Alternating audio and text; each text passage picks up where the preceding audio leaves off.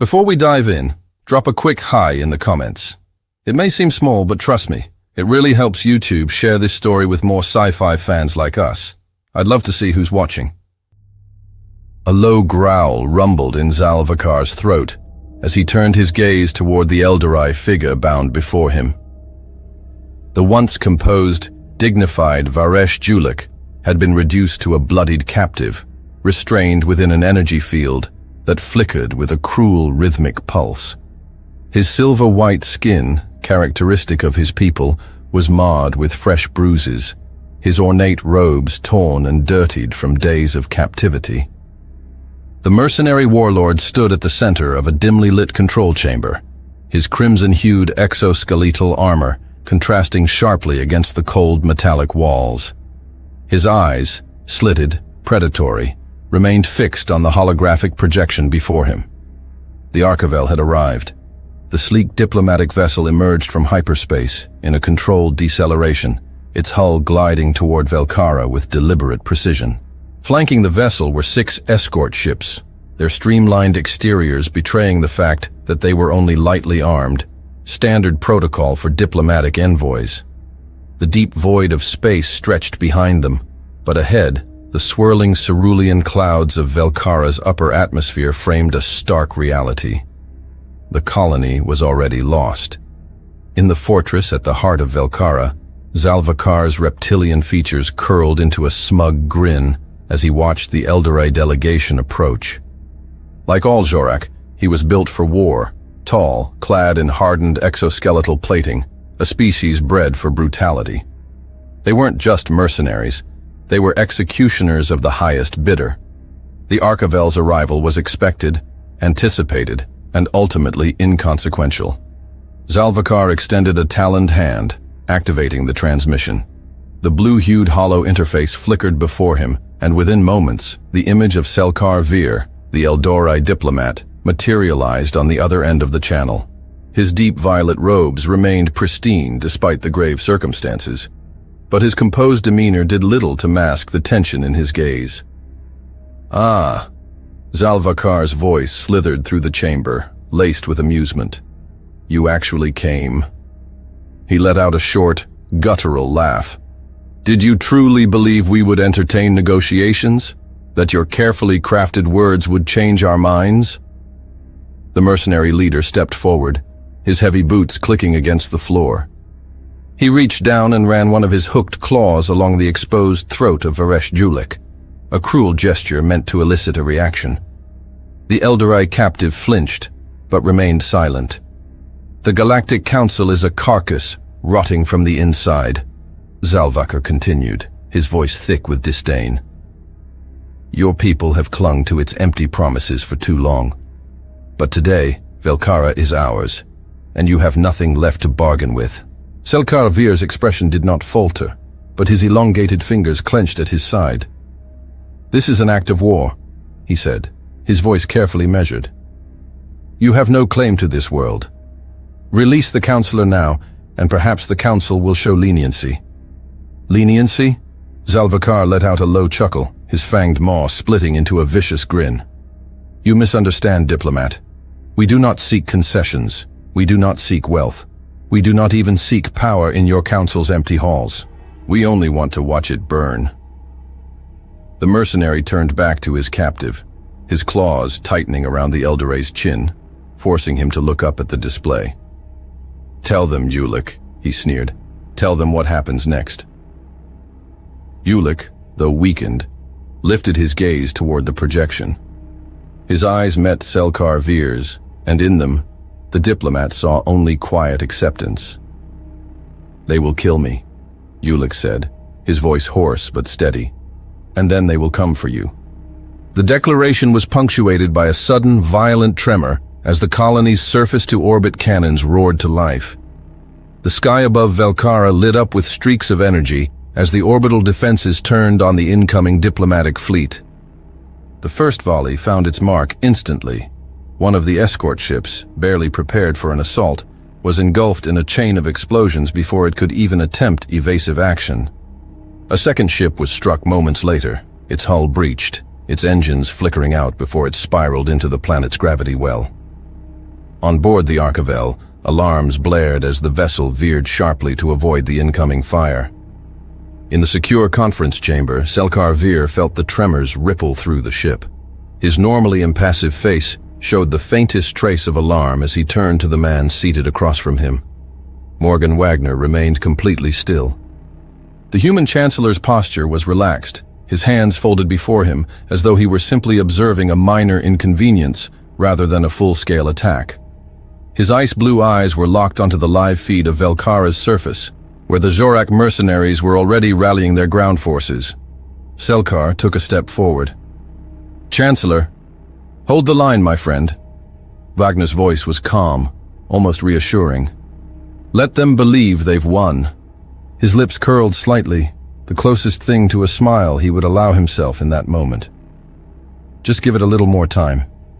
Selkar's brow furrowed. The Hfy had no combat capabilities beyond light deflectors and emergency countermeasures. The remaining escort ship was already struggling to provide cover as another wave of torpedo fire streaked toward them. "Time is something we are rapidly running out of," Selkar pressed. "Your fleet is still—" Wagner raised a hand, silencing him with a simple gesture. He reached for his data pad, tapping a secured line. The transmission connected almost instantly. A deep, composed voice answered. "This is Admiral Asghari."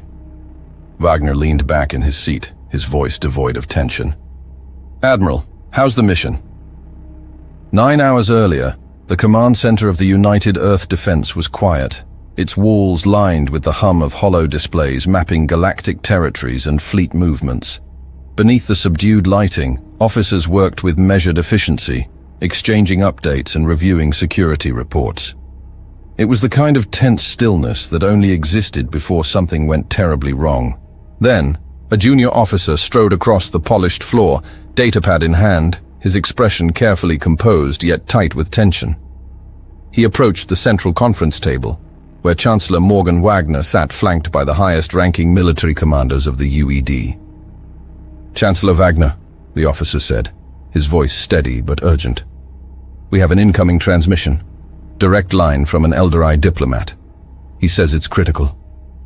Wagner's gaze flicked toward the men seated around him. None of them spoke, but the subtle shifts in their postures indicated the same unspoken thought. The Eldorei did not call for help lightly. "Patch it through," Wagner ordered, leaning forward as the holographic interface blinked to life before him. The image of Selkar Vir materialized in the air above the conference table. The Eldorei diplomat's normally composed face was tight with strain, his bioluminescent silver eyes slightly dimmed, a telltale sign of stress in his species. "Chancellor Wagner." Selkar hesitated. "I know this is not your conflict, but—" Wagner cut him off, his voice firm. "Speak, Selkar." The Eldorei composed himself quickly. "Velkara has fallen." The words silenced the room. Selkar pressed forward. "The colony, it's lost. The Zorak mercenaries executed our security forces and seized the fortress. Councillor Varesh Julik is their prisoner. They're threatening to execute him publicly." Wagner's face remained unreadable. And the council's response? Selkar's jaw tightened. The council has chosen to analyze the situation. His voice held no small amount of bitterness. They fear that an intervention might escalate tensions with the Zorak factions. They claim they cannot afford a diplomatic incident, so they need to think. The weight of those words hung over the room. The council, cowards in their bureaucratic hesitation. Selkar leaned slightly forward, urgency cutting through his voice. "Chancellor, they will do nothing. But if the Zorak are allowed to execute Ulik, it will not stop there. They will move on to other territories. They will turn the Eldorei into an example." A long silence followed. Wagner's gaze swept across the table. He met the eyes of the men in the room. No one spoke, but the answer was already written on their faces. He turned back to Selkar, his voice steady and resolute. "From the beginning, you have always stood by us. We owe you this, my friend." His tone carried no doubt. "You can count on us." Selkar's shoulders sagged in relief. "Thank you, Chancellor. I will be waiting for your word." The transmission cut. For a brief moment, no one spoke. Then Wagner stood, adjusting the cuffs of his uniform, and turned to the men seated at the table. His expression had not changed, but the weight of command settled across his shoulders like steel plating. "What's our move?" The answer came immediately. Admiral Kamal Asghari straightened in his chair, his sharp, dark eyes locked onto Wagner's. "I know Velkara." His voice carried the authority of a man who had seen more battles than most. "I know how we get in." Wagner gave him a single nod. "Go on." Asghari leaned forward, his fingers tapping the display panel in front of him. The holomap shifted, zooming in on Velkara's orbital defenses and surface infrastructure. "They won't see us coming," Asghari said, "but it won't be an invasion." "Not at first. We send in 2 teams, one to sabotage their defenses, another to extract Ulik before they realize what's happening. We disable their shields, we cut them off from reinforcements, and by the time they understand what's going on, they'll already be finished." Wagner's expression didn't shift. "And the diplomatic delegation?" "You will go to Velkara with Selkar," Asghari said plainly. "You'll help to keep them talking. Let them think they have the upper hand. We need them to believe this is still a political matter, until it's too late." He tapped the holomap again, highlighting 6 escort ships flanking the diplomatic vessel, the Arkavel. "They'll try to intimidate the delegation. That's why the escort ships will be empty." His voice was matter-of-fact. "No crew, just remote AI controls. They'll scan as manned, they'll move like manned ships. But the moment they're attacked, no lives will be lost." Wagner's gaze didn't waver. "You expect them to fire on the delegation first?" Asghari nodded. "They'll go for the escorts immediately, thinking it will rattle us, thinking it will make the Eldari afraid. It's a message." He paused, then added, "To sell the deception, we'll use heat signature projectors. The mercenaries won't just see ships. They'll detect what looks like a full crew complement. From the outside, those ships will feel real." Wagner folded his hands together. "And when they destroy them?" A cold silence hung in the room. "Then they'll believe they've won." Asghari's expression hardened. "And that's when the real fight begins." Wagner absorbed this, then gave a slight nod. Asghari turned to his officers. "I'll contact Lanier and Oliveira. They'll need to be ready immediately." Across the table, Admiral Austin Haddad crossed his arms. "I'll mobilize the fleets," he said, his voice deep and deliberate. "Coordinate the squadrons. We'll be ready to deploy in just a few hours." General Jonah Leon, standing at the far end of the table, nodded. "I'll handle logistics. I want full deployment capability, supplies, tactical response teams, stealth craft. Everything is on standby." The room, once silent, was now alive with motion.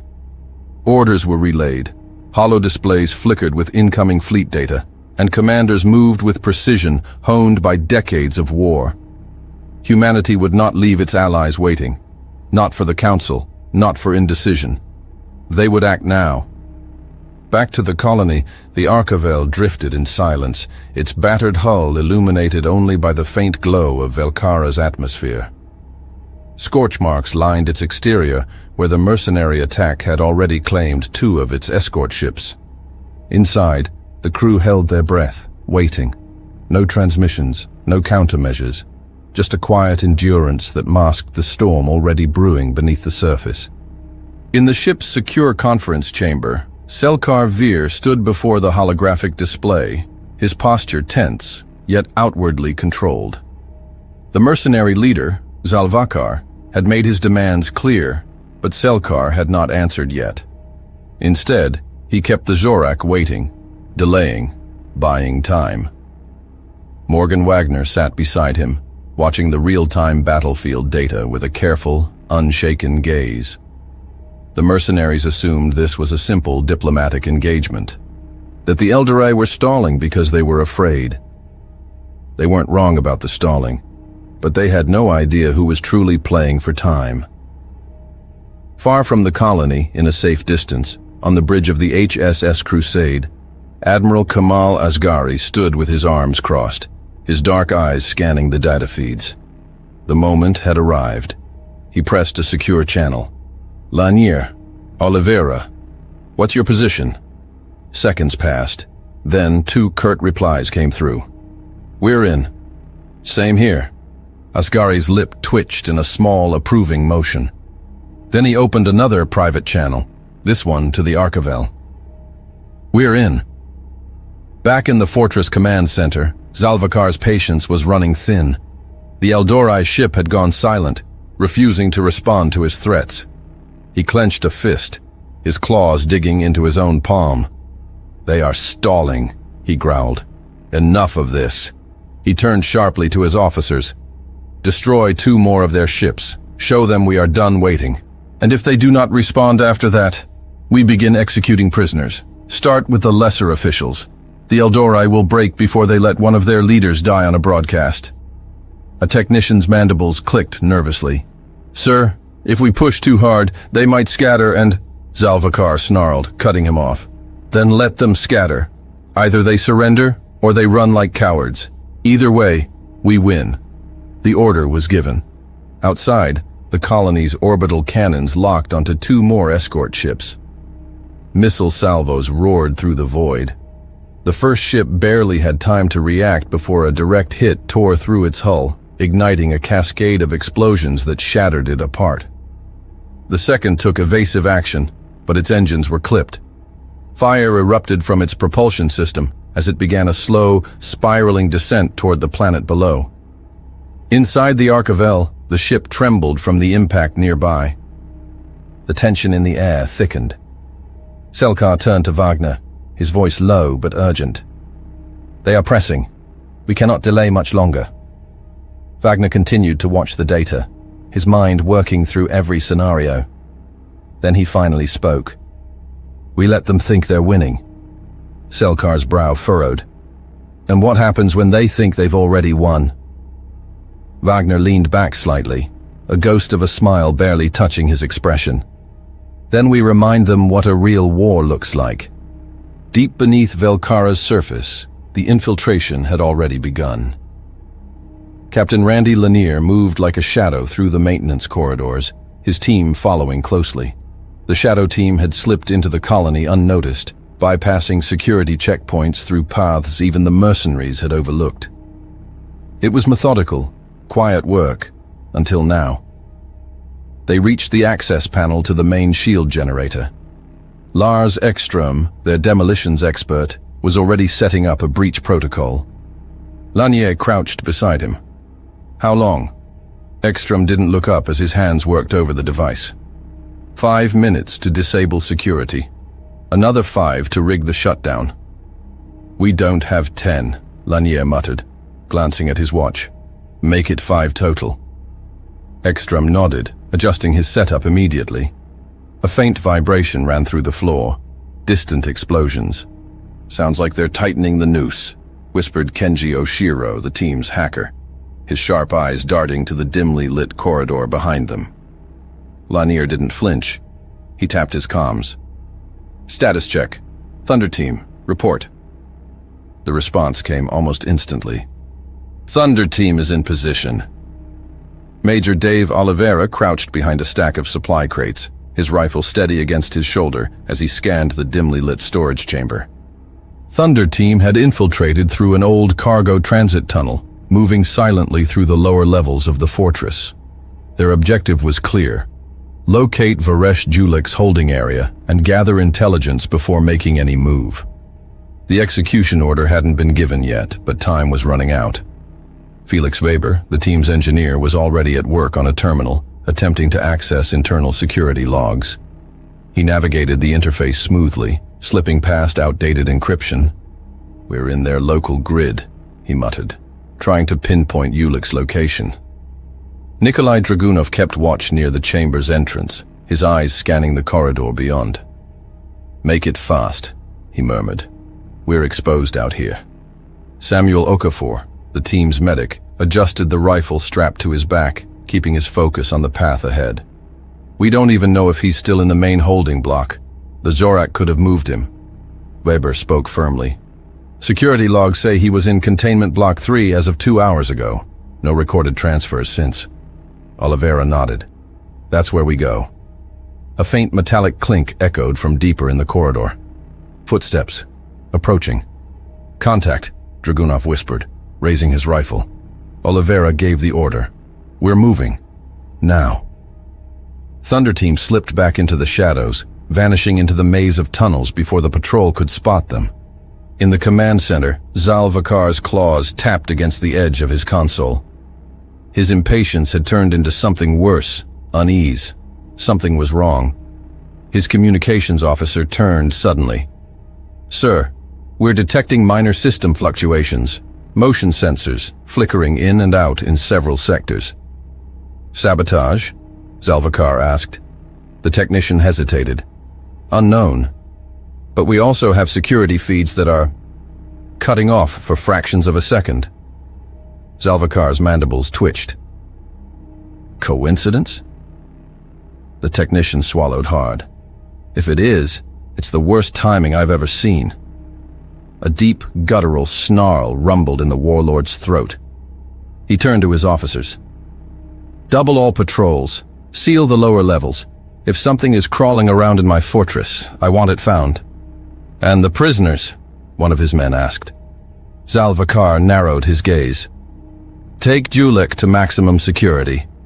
I want him under constant watch. If the Eldarai continue to hesitate, we will make an example of him. Live. He turned back to the holo display, where the Archivell still hovered in silence, refusing to respond. For the first time, a flicker of doubt crept into his mind. Something wasn't right, and he was going to find out what. The ventilation shaft was narrow, damp with the stale air of Velkara's underground infrastructure. Captain Randy Lanier advanced steadily, his breath even as he led Shadow Team through the abandoned corridors beneath the fortress. The glow of emergency lighting flickered against the metal walls, casting long, distorted shadows. Every step was deliberate, every movement silent. Behind him, Lars Ekström adjusted the charge pack on his belt. The Swedish demolitions expert was silent as always, his mind already running calculations for the sabotage ahead. Mateo Rojas, a ghost in the dark, moved like liquid, his compact form barely making a sound. Kenji Oshiro brought up the rear, his sharp eyes flicking between his holoscanner and the shifting shadows ahead. They were close. Lanier raised a fist, signaling a halt. The team flattened against the corridor walls as two Zorak mercenaries passed by an intersection ahead, their reptilian forms moving with slow, heavy steps. The mercs wore the standard combat harnesses of hired muscle, their weapons slung low, a sign of overconfidence. Rojas glanced at Lanier, awaiting orders. The captain flicked 2 fingers forward. Move. Rojas was gone before the mercs realized they weren't alone. A quick, clean kill. One Zorak barely managed a wheezing grunt before a blade found the soft tissue between his exoskeletal plates. The second merc turned, confusion flickering across his reptilian eyes, but it was already too late. A silenced shot from Lanier's sidearm struck home. The Zorak slumped, dead before he hit the floor. Ekström and Oshiro pulled the bodies into the shadows, concealing them beneath a stack of old crates. Oshiro knelt beside one of the corpses, fingers tracing over the mercenary's wrist-mounted comms unit. They're using low-frequency encrypted channels, he murmured. No automated biometrics, just manual check-ins. Lanier nodded. Good. That buys us time. They moved again, faster now. The central shield control was just ahead. In the lower levels of the fortress, Thunder Team navigated through a dimly lit service corridor. Major Dave Oliveira held up a closed fist, bringing the team to an immediate stop. He turned, exchanging a silent glance with Nikolai Dragunov, who knelt at a junction ahead, scanning the path forward. They've cut security protocols here, Felix Weber whispered, his fingers ghosting over an inactive scanner panel. No automated turrets, no locked doors. Oliveira frowned. Forced cooperation? Weber nodded slightly. Most likely. Either the mercs bribed someone, or they had leverage. Dragunov shifted, his heavy frame moving with surprising stealth for a man of his size. "Doesn't matter now," he muttered. "Only thing that matters is that we use it." Oliveira pressed forward, keeping low as the team reached an auxiliary storage bay. The scent of fuel and metallic residue hung thick in the air. Arjun Bhatia, their marksman, took position at the entrance, his rifle held steady as his sharp eyes scanned the upper walkways. "Clear for now," he murmured. Weber moved toward a stack of supply crates, inspecting the contents. His fingers brushed across a shipment tag. He stiffened. "This is Eldorei stock," he whispered. This place was an active colony supply depot before the invasion. Okafor, standing at his six, frowned. "And now?" Weber met his gaze. "Now, it's a war chest." Oliveira glanced at the crates of weapons and rations, the markings barely scratched away beneath fresh mercenary identifiers. This was stolen property, repurposed for the Zorak occupation. He turned to Dragunov. "Mark this location. We'll use it later." The Russian gave a curt nod, setting a small tracking beacon on the side of the largest container. Bhatia's voice came through the comms, low and controlled. "Movement." The team froze. The sound of heavy boots approached from a corridor adjacent to the bay. A patrol, 3 mercenaries. Oliveira flicked his wrist, Dragunov and Okafor to the right. Weber and Bhatia to the left. The team melted into the shadows. The first mercenary stepped into view, scanning the bay. His helmet's integrated visor scanned the room, but the dim lighting and thermal distortion from the storage units masked Thunder Team's presence. His partner followed, a Zorak officer by the insignia on his pauldron. His tongue flicked out, tasting the air. "Something's wrong here," he muttered in their guttural dialect. His companion shrugged. "You're paranoid. They never saw it coming." 2 muffled shots. The first merc dropped before he could react, a single bullet finding the base of his skull. The Zorak officer turned, snarling, but Dragunov's blade silenced him before he could sound the alarm. The last soldier barely had time to draw his weapon before Bhatia took him down with a precise shot to the temple. A quiet stillness followed. Oliveira exhaled. Bodies secured. Move. Thunder Team slipped back into the corridor. The path to Containment Block 3 was clear, for now. Zalvikar stood at the center of the fortress command chamber, his claws drumming impatiently against the console. The silence from the Eldorei ship was stretching too long. It unnerved him. His gaze flicked toward the holodisplay, where the Arkavel remained in orbit, unmoving. "They should be groveling by now," he muttered, irritation creeping into his tone. A Zorak technician hesitated before speaking. "Sir, we continue to detect unexpected power fluctuations, this time in the lower sectors." Zalvikar's eyes narrowed. "What kind of fluctuations?" The technician adjusted his controls. "Minor but erratic. Some of our automated systems are drawing inconsistent power loads. It could be simple infrastructure strain, but..." Zalvikar's mandibles clicked together sharply. "Or someone tampering with them." The technician's throat bobbed. "It's not enough to trigger an alert, but I've flagged the readings as anomalies." Zalvikar let out a low growl, his claws tightening against the console. "No alarms, no direct interference, just flickers?" "Yes, sir, but only in specific areas. Maintenance tunnels, storage blocks, places that don't see much activity." Zalvikar's gaze darkened. "Then send a patrol. If it's a power fluctuation, I want it fixed. If it's something else..." His mandibles twitched into a sneer. "I want them dead before they cause me an actual problem." The warlord turned to his officers. "Keep an eye on Ulik. Double the guards in the maximum security area. No mistakes." A deep growl rumbled in his chest as he watched the Arkavel once more. Still silent, still waiting. His instincts screamed at him. Something was wrong. Captain Randy Lanier and Shadow Team reached the shield control center. The door loomed before them, reinforced but not impenetrable. The mercenaries hadn't expected an infiltration team to make it this far. Ekstrom unhooked a black cylindrical device from his belt and placed it against the control terminal. "Charges set," he murmured. "Ready to fry their entire defense grid." Lanier activated his comms. Shadow Team in position. A second later, Thunder Team's signal came through. Oliveira's voice was steady. "We're close." Lanier's eyes didn't leave the glowing display in front of him. The countdown had already begun. They were past the point of no return. The damp, metallic air of the detention block carried the unmistakable stench of blood, fear, and exhaustion. Thunder Team moved swiftly, their footfalls silent against the cold floors as they advanced deeper into the makeshift prison complex.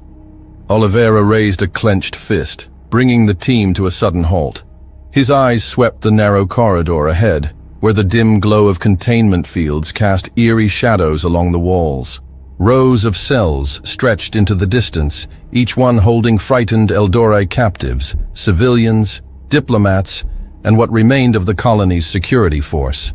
Some were injured, their wounds hastily bandaged with whatever scraps of cloth they could find. Others simply stared blankly, their luminous silver eyes dulled by fatigue and despair. Weber moved forward, his hands working quickly over a holographic control panel. The Jorak security interface was crude, but effective. "Give me a minute," he whispered. "I'll have these open." Okafor kept watch over the prisoners, his dark eyes scanning their condition. He knelt beside one of the nearest captives, a younger Eldorei male with a deep plasma burn across his chest, and placed a hand on his shoulder. "Help is here," he assured him. "Stay quiet, and we'll get you all out." A shuddered breath of relief spread through the prisoners, but Oliveira's focus remained locked on one cell at the far end of the corridor. There. Varesh Ulik was slumped against the back wall, his wrists and ankles secured by an energy restraint field. The once proud Eldorei statesman was now a battered shell of himself, his robes torn, his face gaunt with fatigue. His silver-white skin was streaked with dried blood, and his breathing was shallow. Oliveira stepped forward, lowering his rifle. "Counselor Ulik," he said quietly. Ulik's head tilted upward, his eyes blinking against the harsh lighting. He studied Oliveira for a long moment before exhaling weakly. "You're not Eldorei." A faint nod from Oliveira.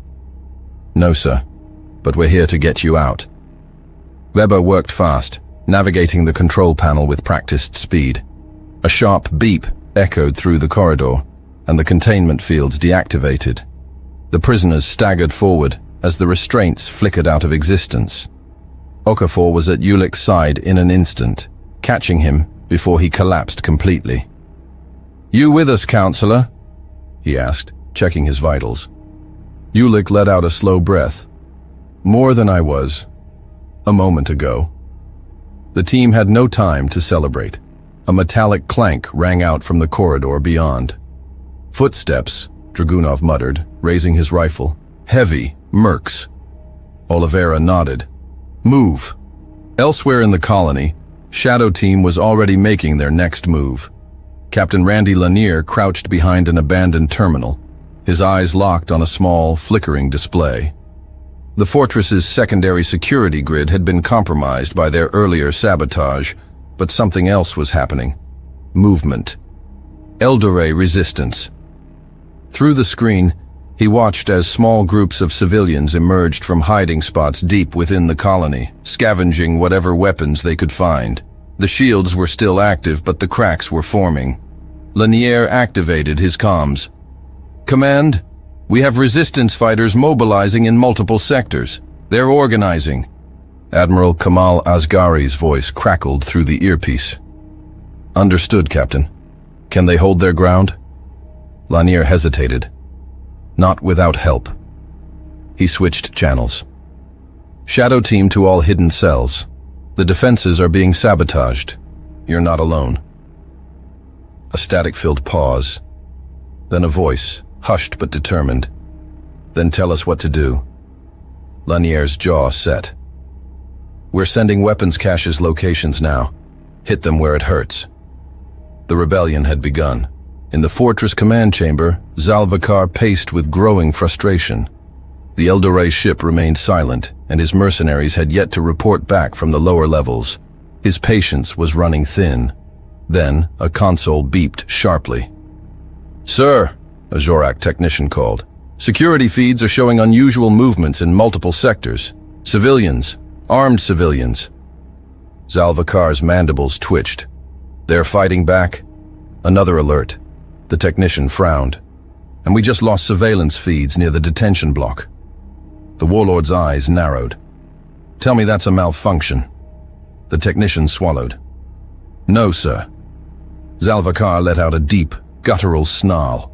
He turned sharply to his officers. "Deploy kill squads. Contain this now, and double the guards at the control center. This is no longer a waiting game." "And the prisoners?" one of his subordinates asked. Zalvikar's claws curled against his gauntlet. "Kill them, all of them." The order was given. The gunfire erupted just as Thunder Team cleared the corridor. A squad of Zorak enforcers, alerted by the failing security grid, poured into the detention level, weapons raised. "Cover the prisoners!" Oliveira shouted as he pulled Ulik behind cover. Dragunov fired first. His rifle barked, dropping one mercenary before the others could react. Batia followed suit, placing precise rounds into their armored joints. "Too many," Okafor muttered, shielding a group of Eldorei civilians as shots ripped through the walls around them. Oliveira's mind worked fast. He tapped his comms. "Shadow Team, we're pinned down at the detention block, moving prisoners but need support." Lanier's voice came through instantly. "Hold tight. We're moving." But they were running out of time. Mercenaries advanced, closing the distance, forcing Thunder Team into tighter positions. Ulik gritted his teeth, his voice hoarse but urgent. "They're not here just to stop us." He locked eyes with Oliveira. "They're here to make sure I don't leave alive." The Major reloaded his rifle, jaw tightening. "Well, that's not happening." Oliveira caught movement from the side passage, a second Zorak squad attempting to flank them. "No time," he muttered. "Batia, Dragunov, set charges on the main passage. Blow it behind us." Weber was already rerouting door controls, forcing emergency blast doors open to a secondary route out. "We've got an exit," he called. Batia armed the charges. 5 seconds. "Move." The team pushed forward, dragging Ulik and the other prisoners through the passage just as the explosion rocked the detention level. A thick wall of debris collapsed behind them, sealing off pursuit. For now. The transmission came seconds later. Lanier's voice was sharp. "Shadow Team is in position. Sabotage charges are set. We're ready." Oliveira exhaled, checking his surroundings. The prisoners were secured. The resistance was rising. Ulik's breathing was labored, but he turned to Oliveira, his expression grim with realization. "They knew," he muttered. "The Zorak. They knew exactly where to strike." Oliveira frowned. "What do you mean?" Ulik's eyes locked onto his. "This wasn't just mercenaries. They had help from the inside." A long silence followed. Then Oliveira keyed his comms. "Command, we have a problem." The atmosphere inside the secure chamber of the Archivel was tense, the silence almost suffocating. Morgan Wagner stood near the holo display, arms crossed, his gaze sharp and calculating as he monitored the unfolding situation. Beside him, Selkar Vir clenched his hands behind his back, his bioluminescent silver eyes flicking toward the mission clock. Time was almost up. The Zorak had issued their ultimatum. The diplomatic fleet had remained silent, and Zalvikar was waiting for an answer. But Wagner still wasn't giving him one. His gaze remained fixed on the battle readiness data from the orbital fleet. The moment had to be perfect. A soft beep echoed through his earpiece. A private transmission. He answered instantly, "Go." Deep beneath Velkara, Captain Randy Lanier and Shadow Team waited in the darkness of the shield control chamber. The charges were already in place, the final overrides prepped for detonation. A faint vibration came through his comm unit. Thunder Team's signal.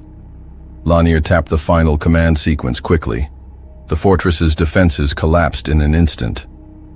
Across Velkara, shield projectors overloaded, their energy barriers disintegrating into flickering distortions before vanishing completely. The fortified dome that had protected the mercenaries from orbital retaliation was gone. On the hollow monitors inside the Zorak command center, warning signals screamed across the display. Zalvakar's yellow, slit-pupiled eyes widened in disbelief as the colony's entire defensive network failed simultaneously. "What?" a technician stammered. His claws raced over the console. "Sir, all shielding is offline. Energy grids just flatlined. It isn't a power failure. It's a coordinated breach." Zalvakar's mandibles curled in fury. "Impossible!" The lights in the command center pulsed red, multiple alarms triggering throughout the base. His forces were suddenly exposed, vulnerable. His chest heaved with realization. This was never just a diplomatic engagement. This was an attack, a carefully orchestrated human deception, and now they were here. He turned, his roar of rage echoing through the chamber. "Find Julek! Kill him! Now!" Officers scattered. "And that cursed fleet! Wipe them from the sky!" The mercenary strike squadrons launched instantly, their sleek black-hulled interceptors racing toward the Eldorei diplomatic vessels, plasma weapons charging. The Archivel and its last remaining escort ships had no real firepower. They had only survived this long by holding formation and stalling. Now that stalling had run out. The mercenary fighters locked on, plasma lances heating, their targeting systems ready to finish the job. But before the first shot was fired, a new alarm shrieked across the battlefield. Sensors flared red. Zalvakar's eyes snapped to the hollow displays. New contacts, multiple, large, and then the void of space ruptured open. A void ripped open, and from it came a warship, twice the size of the Archivel, bristling with heavy-caliber railguns and kinetic shielding strong enough to weather a fleet's wrath. It did not arrive as a mere ship. It arrived as judgment. The HSS Crusade, Admiral Kamal Asghari's command vessel. The mercenaries barely had time to react before the first salvo tore through their formations. Hyper-accelerated railgun slugs split the darkness of space, shattering the lead Zorak squadrons before they could veer off course. The remaining interceptors scattered, their attack run obliterated before it had even begun. A moment later, the Crusade's transmission cut through every active channel, Zorak Command, the Eldorei fleet, and every mercenary still alive on Velkara. Admiral Asghari's voice was calm, cold, absolute. "This is Admiral Kamal Asghari of the HSS Crusade." A pause. Then in a tone that left no room for negotiation. "Your time is up." Orbital combat erupted in full force. The Zorak fleet, now fragmented and leaderless, scrambled to regroup. Their once coordinated formations were reduced to fractured, desperate movements.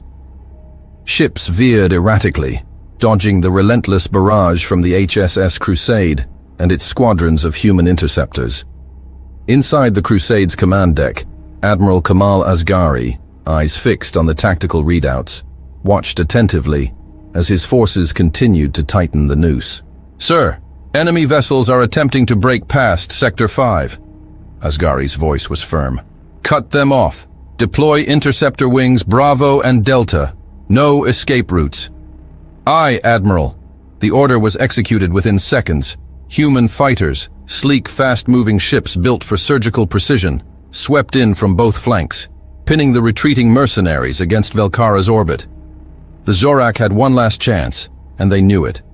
Inside the command chamber of his fortress, Zalvakar watched in mounting horror as his fleet was being torn apart. "This isn't possible," he hissed, his claws curling into the edge of his control console. He spun toward his officers. "Activate the Kratak charges, now!" A silence. The command chamber froze. A nervous technician turned to him. "Sir, the Kratak have already been disarmed." Zalvakar's mandibles flared in fury. "What? How?" Another officer's voice shook with fear. "Sabotage!" The humans, they knew. His roar of rage echoed across the room, but outside no one cared. The battle had already passed the point of no return. On the ground, Velkara was burning. Gunfire rattled through the streets, plasma bolts ripping through shattered buildings as mercenary squads fought to hold their last positions. But they were losing. The Eldore had risen. Captain Randy Lanier pushed forward, his weapon barking short, controlled bursts as Shadow Team advanced through a narrow alleyway toward the remnants of a Zorak defensive barricade. "Move up! Keep the pressure on them!" Mateo Rojas vaulted over debris, his blade flashing as he silently dispatched a Zorak enforcer before the alien could react. Lars Ekstrom crouched behind a wrecked vehicle, setting up a remote detonation charge on the last remaining turret emplacement blocking their advance. Setting charge. 5 seconds. Lanier gave a nod. "Do it." A controlled explosion ripped through the street, the turret detonating in a fiery blast, sending mercenary bodies flying, but not all of them. As the smoke cleared, a lone Zorak gunner, badly wounded but still alive, lifted his weapon toward Lanier's position and fired. The shot slammed into one of the Marines, knocking him off his feet with a pained grunt. Kenji Oshiro. Lanier barely had time to register it before his instincts took over. He snapped his rifle up. One well-placed shot dropped the Zorak instantly. But Oshiro wasn't moving. "Medic! Now!" Ekstrom and Rojas were already there, dragging him behind cover. Okafor sprinted in moments later, dropping to his knees. Blood pooled beneath Oshiro's armor. Too much. Too fast. "He's bad, Captain. We need to evac him now." Okafor's voice was urgent, already reaching for a trauma pack. Lanier clenched his jaw. His mind raced. If they pulled back now, the mission was compromised. But leaving Oshiro in this condition... He exhaled sharply. "Okafor, stabilize him. We'll get him out as soon as we secure the site." Okafor nodded immediately. "I'll do what I can." Lanier turned to Ekstrom. "Hold this position, no matter what." Ekstrom nodded grimly. "You've got it. Go." Lanier moved forward, doing what a Marine is supposed to do. Finish the mission. He trusted his men to protect Oshiro, and so he pressed on. Across the city, Thunder Team had joined the fray. Major Dave Oliveira and his squad had pushed through the lower sectors, now engaging the last pockets of Zorak resistance near the colony's control center. "Push forward, they're breaking!" Oliveira shouted over the comms, leading his team into the ruins of a collapsed plaza. Felix Weber fired controlled bursts, covering Arjun Bhatia as he lined up precision shots on the last remaining snipers. "Two down, clearing the last one." A moment later, a high-caliber round took the mercenary cleanly through the head. Samuel Okafor was moving civilians, helping the last Eldore survivors out of the remaining combat zones. The battle was almost over. Back inside the fortress, Zalvikar was out of options. His fleet was decimated, his ground forces overrun, his sabotage plan neutralized. The Zorak warlord turned sharply, making his way toward a hidden corridor at the rear of the command center. An auxiliary hangar, a single ship prepped for emergency escape. He wasn't staying to die. Zalvikar didn't care about his men, didn't care about Velkara, didn't care about anything but his own survival. And so, as his forces fell and his command crumbled around him, the mighty warlord ran. The hangar was barely holding together. Fires raged across the walls, licking at the reinforced bulkheads, casting jagged shadows over the sleek, black-hulled shuttle stationed at the far end. Emergency sirens wailed, mixing with the distant roar of gunfire from the collapsing fortress. Zalvikar moved swiftly, his heavy boots clanking against the metal flooring. His mandibles twitched with rage, his chest heaving with each breath. Everything had fallen apart. The mercenary fleet was gone. His forces were scattered, dead, or surrendering. Velkara was lost, but he wasn't going to die here. He reached the shuttle's boarding ramp and bolted up the incline. One step inside, almost there. And then, the first shot rang out. The plasma bolt slammed into the shuttle's engine block, sending a spray of molten metal bursting into the air. The power conduits ruptured, and the ship lurched violently, its escape sequence cut short. Zalvikar spun around, his eyes blazing with fury. Two figures stood in the entryway, Captain Randy Lanier and Major Dave Oliveira. Their rifles were still raised, the barrels smoking from the perfectly placed shots that had just crippled the shuttle. "That's far enough, Warlord," Lanier said, his voice steady, deadly cold. Zalvikar snarled, his claws flexing as he reached for his sidearm, but Oliveira was already moving. A single, precise shot knocked the weapon from the mercenary's grip, sending it clattering across the floor. "Don't," Oliveira warned. "You're not fast enough." Zalvikar bared his fangs, his massive form tensing, contemplating a charge. But he wasn't stupid. He had lost.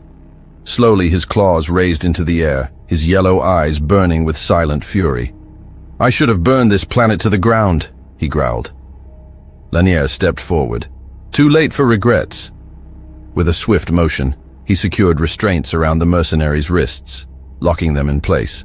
The great warlord of the Zorak, the butcher of Velkara, was now just another prisoner. Admiral Kamal Asghari stepped through the smoldering corridors of the fortress, his dark eyes scanning the ruins of what had once been the Zorak command center. His officers followed closely, their weapons at the ready. But there was no longer any need for them. The battle was over. His gaze hardened as he spotted Lanier and Oliveira leading a bound and defeated Zalvikar toward him. The mercenary was still defiant, his mandibles twitching in what might have been amusement. Asghari didn't react. He stepped forward, his hands folded neatly behind his back, and looked Zalvikar directly in the eyes. "You had help here." A long pause. Then, with a voice as cold as the void, Asghari added, "And you will talk." Zalvikar's mandibles curled upward, forming a mocking grin. And then, he laughed. Low, guttural, a cruel, rasping sound. The Admiral simply watched him, his expression stoic. Finally, Zalvikar tilted his head, his tone dripping with mockery. "Do you really think you'll get anything from me?" Asghari said nothing. Instead, he turned slightly. "Take him," he ordered. The Marines dragged Zalvikar away, his laughter fading as he was hauled toward the extraction zone. Outside, the fortress lay in ruins. Smoke rose from the shattered structures. Wreckage from the destroyed mercenary vessels still burned, casting an eerie glow over the battlefield. Yet among the devastation, there was victory. In the streets, Eldoret civilians emerged from the shelters where they had been hiding.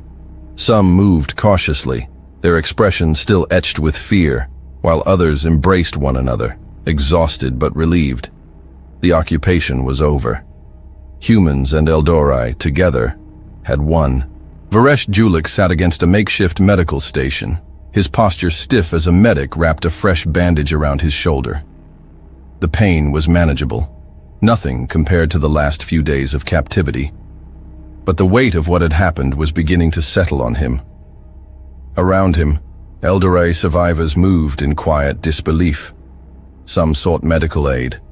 Others simply stood, staring at the wreckage of their home, trying to comprehend that the nightmare was finally over. The Zorak were gone. The planet was theirs again. Julik's gaze wandered past the ruins, settling on a group of men gathered near the fortress steps, the ones truly responsible for this victory. Admiral Kamal Asghari stood with his officers, with Shadow Team and Thunder Team positioned nearby. Lanier, Oliveira, Weber, Okafor, Dragunov, Oshiro, Rojas, men who had fought through hell to make this happen. They were exhausted, their uniforms scorched, stained with dust and blood, yet they stood tall, their mission complete. Then, his voice came, steady, resolute. "Nice work, Marines. Now take a rest, heal your wounds, and prepare for the next mission." No grand speeches, no celebration. The work wasn't done. It never was. Julik felt a strange sense of finality settle over him. He pushed himself up, ignoring the stiffness in his muscles, and walked toward the gathering. The human soldiers turned as he approached, their eyes assessing him with the same quiet respect they had given their own wounded. Ulick took a breath, scanning their faces, the men who had fought for a planet that wasn't even theirs. Finally, his gaze locked onto Morgan Wagner. The human chancellor met his eyes, saying nothing. Ulick held his stare for a long moment before exhaling. "Now, I owe you more than a favor." His voice was steady, full of weight. "I owe you my life." Wagner gave a single nod. Nothing more was needed. As the ruins of Velkara smoldered in the distance, Ulick finally understood. This had never been about diplomacy. It had been about who was willing to act, and the humans had acted. Hey there, space human. I'm really curious about your thoughts on this video. Drop a quick comment and let me know what's on your mind. Or just say hi if you prefer. Either way, I'd love to hear from you. Oh, and one last thing. Every great soldier knows that to survive and become a hero, taking care of yourself is key. So before you go, check the pinned comment. Trust me, it's important. And I've chosen another video for you to watch. Just click the card here, or here if you want the whole playlist. See you there.